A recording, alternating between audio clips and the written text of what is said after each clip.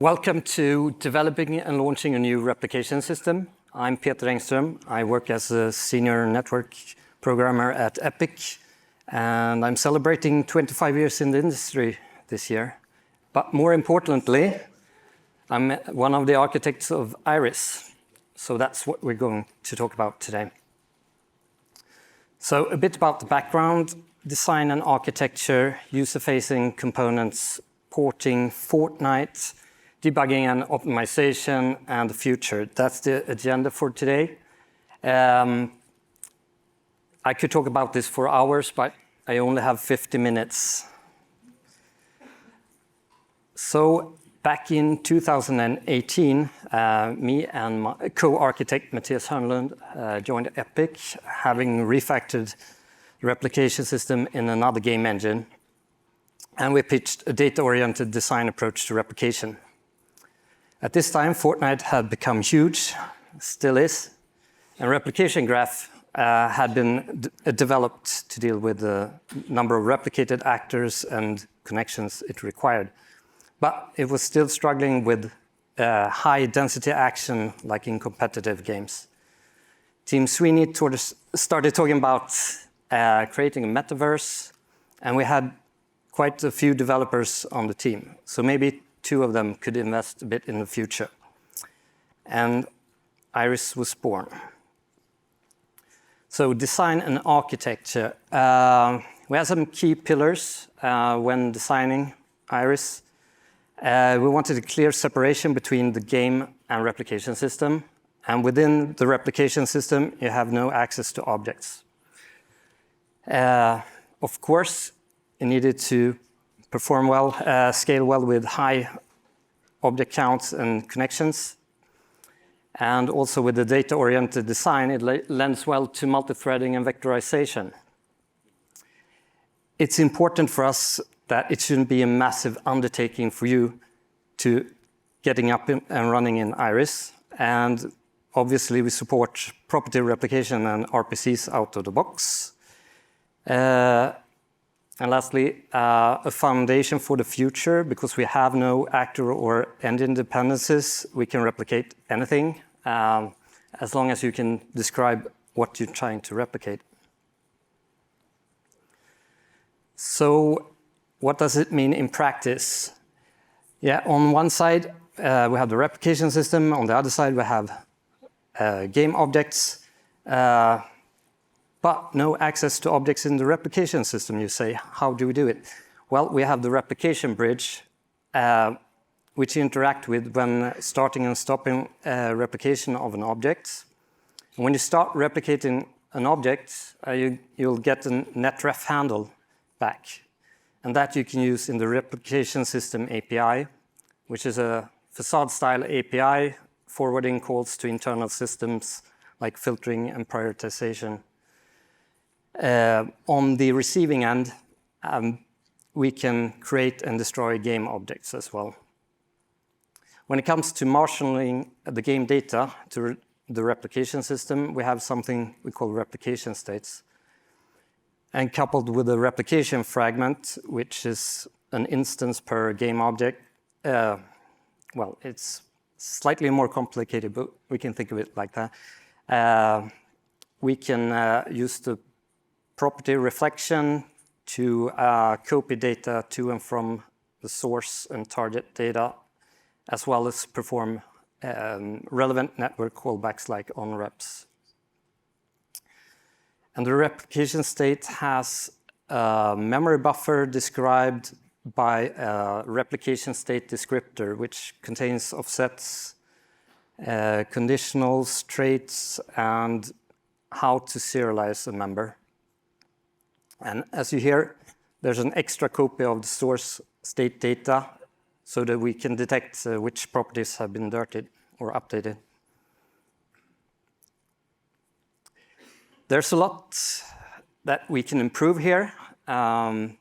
If the game object side had a typed property replication fragment or typed replication fragment, we could, instead of performing onReps and use the property reflection with virtual function calls, we could call a native apply when we receive data, where you get all the state, and you're can perform your game logic in arbitrary order and do native member compares if necessary.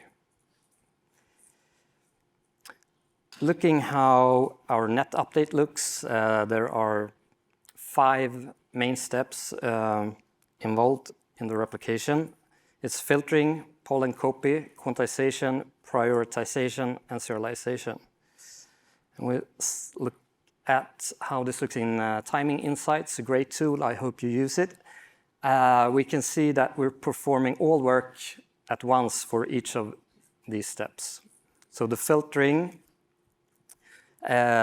produces a list of objects relevant to a connection. And when we know all connections requirements, we continue with the poll and copy phase, and we only need to check any objects that are relevant to any connection. The quantization is where we transform the source data into a plain old data format that is fast to serialize during the serialization phase. There you can perform expensive transformations like transforming F string to UTF-8, for example. This is only done once per object, so anything you do there, you don't have to do during serialization time. And prioritization is responsible for producing a list of which objects are more important to replicate. And finally, when we serialize everything, it will use that list, and we'll see what ends up in the packet. Usually there's too much that you want to replicate, so that's why we need the prioritization. So where do you come in? What do you implement in this pipeline? Filtering, of course. There are various reasons for doing it. Level streaming is a big one. If we can't instantiate the object on the receiving side, there's no point in sending it in the first place. And often you want to replicate something just to one or more, a few connections, like the player controller is only replicated to its own connection. And finally, as an optimization to save server and client performance and also client memory. And here's where you can do, for example, spatial filtering. So we have 2 different kinds of filtering. One is static, which cannot be overridden, and one is dynamic, implemented through net object filters, and that's typically where you come in. And if you filter out something in a net object filter, it can be overridden by inclusion groups. And this is a useful thing, for example, for spectator logic and things like that, when you want something replicated to an extra connection or something. Exclusion groups, you create a group through the Replication System API, you add a few objects, and which connections are allowed or disallowed to have them replicated. And we cache any modifications you do each frame. So if you're not doing anything in frame, that saves time during the filtering phase. And owner filtering, that's the regular be only relevant to owner thing you find on the actor. But if you're not using actors, you can use this filter by code. So net object filters, it's called every frame for every object assigned to that filter. So it can be expensive. Usually, you want to try to implement things through exclusion and inclusion groups instead. And finally, inclusion groups, it's almost the same API in the replication system, but it can override the net object filter if the net object filter disallowed replication. Hence, inclusion group, it cannot do anything other than enabling replication of an object. to one or more connections. There's also dependent actors, which isn't filtering, but those can also override net object filters.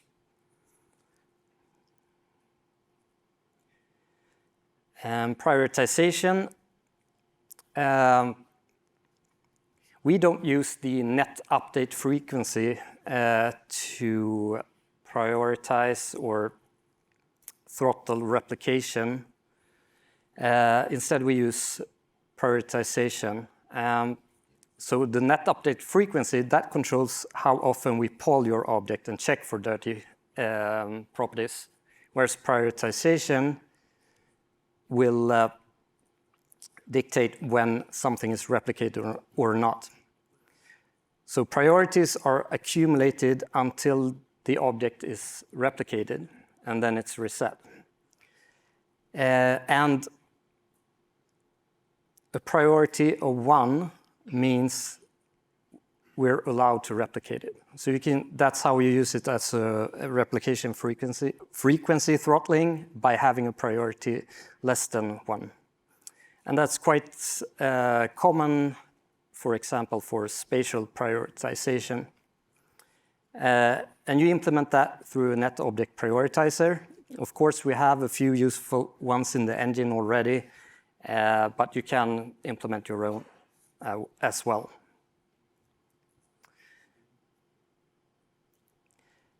And finally, serialization. That's slightly different from what you're used to. For example, we don't support NetSerialize on structs.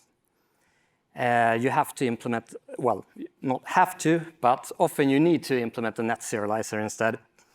And that deals with a particular property type or struct. But since we support all properties that is supported by any other replication system in the engine, you'll mostly deal with the structs. And as I mentioned before, it is responsible for transforming source data into a native network format that is plain old data format that is effective to serialize to bitstream. And you can also optionally implement delta compression. It's bit packing against the known baseline. You can save a lot of bandwidth depending on what kind of types you have. And we implement it for a lot of primitive types and quantized F vectors and such. And here's the only code slide I'll show today, the NetSerializer API. It may look a bit daunting. For a primitive type, it's not that much you would have to implement. Then it's just the type def of the source type and serialize and deserialize. But since you will be porting structs to this, you may need to implement a few more of these functions. Quantize, dequantize, that's transforming from the source state to the network format, is equal to determine if either two source instances are equal or two quantized instances are equal. Serialize delta, deserialize delta, that's for the delta compression and completely optional. Validate is something we don't call yet, but you should still implement it. We may start using it for RPCs to validate the parameters that they contain values that you expect. So, for example, if you receive an invalid enum value, we would say that validation failed, and we wouldn't call the RPC.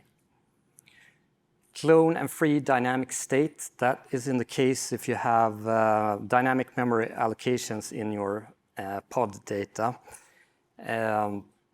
Since we need to clone and free baselines, these are needed. And collect net references if you have object pointers and such. We need to be able to call on reps when they're finally resolvable on the receiving end. And apply is if you need a bit of a custom application from the dequantized data to the target instance. We always dequantize to a temporary instance. So if you don't want to overwrite something that is a replicated property, you may want to implement apply. So let's go over to porting and the lessons we learned while porting Fortnite to Iris. So we started the Iris development in 2019. And the first things I did was implement, after picking the name, of course, implementing a test framework so we could test everything, because we predicted having to switch replication systems live, and also rewrite or implement a new bit stream that was more efficient than the existing one. So me and Matthias, we worked for about a year in the cave, and it started to look promising. So we went and started trying to port Fortnite. And we struggled for 2 years. It was hard for just 2 people to catch up with all the Fortnite development. And there were also some major refactorings going on of systems that we had already fixed, and now we had to re-implement them. But after those 2 years, we felt, okay, it's not too buggy. Maybe we can seriously think about shipping it for real. And that's when we moved to UE5 main branch, released Iris as experimental in 5.1. We got some more devs to help out, and also QA. But it took almost 2 years, but we shipped Iris in Fortnite in April last year. We didn't announce it, we just switched the button.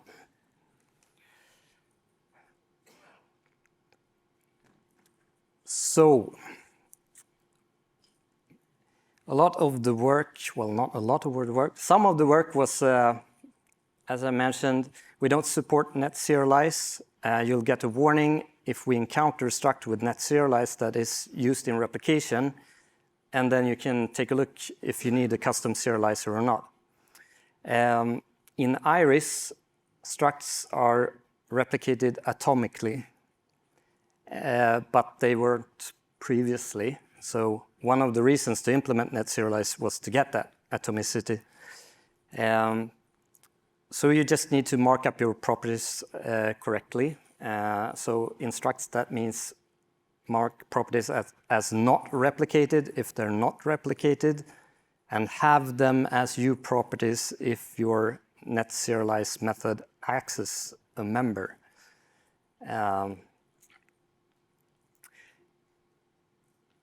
Conditionals is quite common. Rep movement is an example where whether you replicate physics or not, you replicate angular velocity or not.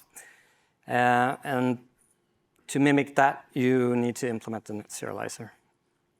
And there can be other bandwidth optimizations like custom quantization. We encountered cases where we actually had higher precision in the struct, but that led to gameplay bugs. So for bit perfect compatibility reasons, you may need to implement the NetSerializer in that case as well.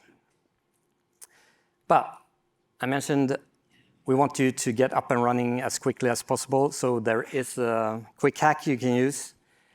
The macro UINet implement named struct last resort NetSerializer and registry delegates. I hope that scares you off. Use it as a last resort, but of course for debug type structs you can leave it. But you're not getting any of the benefits of Iris, and we shoehorn your serialization into Iris. You won't see in the network insights or anything what you're actually replicating in there. So, but it's there. The Fortnite was using RepGraph, and we have some equivalents for the basic functionality. So you basically only have to tag which classes you'd use being relevant, never relevant, or use 2D spatial filter. Sometimes there was replication throttling going on, and as I mentioned, that's the job of the priority system. So we implemented a few NetObject prioritizers that were useful for RepGraph, and all of those are in Iris or engine code. For always relevant for connection, you can make something not relevant using the ini-file configurable configuration and add an inclusion group. For groups and spectators, there can be a combination of dynamic filtering, inclusion groups, and perhaps exclusion groups.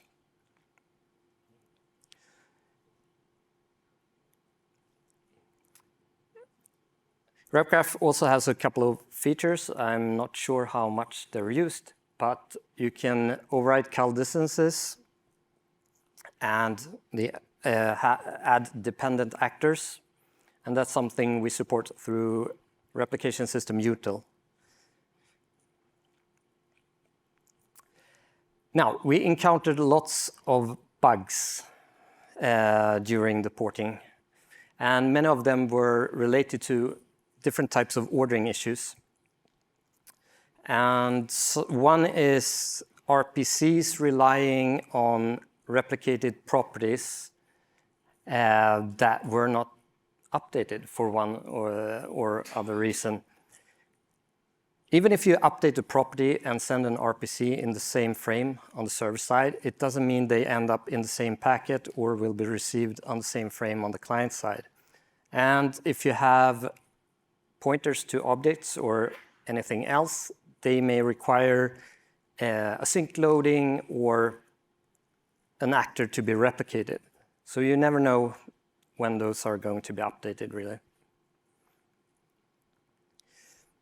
Another issue with properties is that you can't really rely on rep order for the similar reasons as RPC couldn't rely on properties. Sync loading and objects that haven't been replicated yet. And finally, actor dependencies don't rely on an actor being replicated before or after another actor. Even with add dependent actor, all you know is it will be replicated, basically. And there's also a combination of all of these three. One thing you can do prior to porting is run your game with packet simulation with high latency and high packet loss. Don't be shy of using 10-20% packet loss when testing. I'm sure you'll find a lot of bugs using those tools. So that's available in the engine. I think it's on by default in the editor, actually, but I may be wrong there. Use it in your playtests and when you're testing yourself. So some of the pain points, ordering issues, lots of pain. Structs with NetSerialize, well, we have had to go through each and every one of them. Since we have actually implemented a feature, for example, if you have a struct with a base struct and a bunch of inherited structs, you don't need to implement NetSerialize if you're only adding some replicated properties. And that's unlike NetSerialize, where you would have to make sure you call the parent NetSerialize. So you only need the NetSerializer where it's actually needed. Blueprint debugging, yeah, it wasn't fun because we basically didn't know the game and we didn't know how the blueprints worked, and it's generally just painful debugging those. And sometimes you would be required to load up the whole level and you didn't know which blueprint it was involved at all. Iteration times, we had lots of problem with that. Even if we had a green build, it didn't mean that we could find or test what we were looking for that particular day. With Fortnite, the level changes all the time, and a new release comes out every 2 weeks. And maybe we didn't have time to look at that until 2 months later, and then you couldn't look at it because it was gone, and we didn't know what we were looking for in the first place. And on the upside of things, we fixed a lot of bugs thanks to tools like the packet simulation. We went through pretty much every aspect of replication in the game. We could fix suboptimal things. We encountered some things that were impossible or very hard to implement. The no object access thing could sometimes be a hurdle, but it could also spawn a new feature like the new lifetime condition dynamic, which allows you to change the lifetime condition of a property at runtime. And that works for iris and non-iris.